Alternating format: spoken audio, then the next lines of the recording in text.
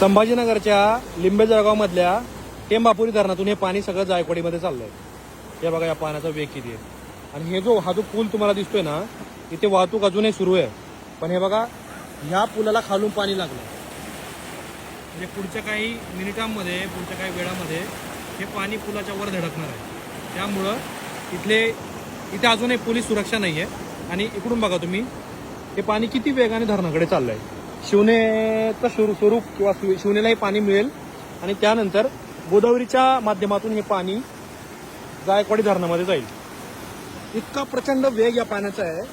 हे पाणी कुठल्याही वस्तूला कितीही जड जरी असली, हे पाणी त्याला सोबत घेऊन वाहून जाऊ शकतं।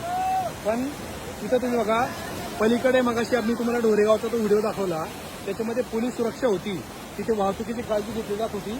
तिथं काही मिनिटांमध्ये, काही वेळामध्ये हे पाणी पुलावरून धडकू शकतं।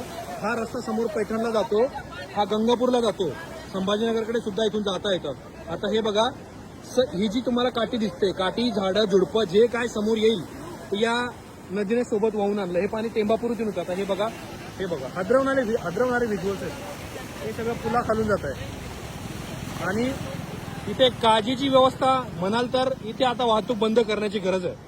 पण बघूयात, अजून तरी पोलीस प्रशासन इथं वगैरे काही दिसत नाहीत।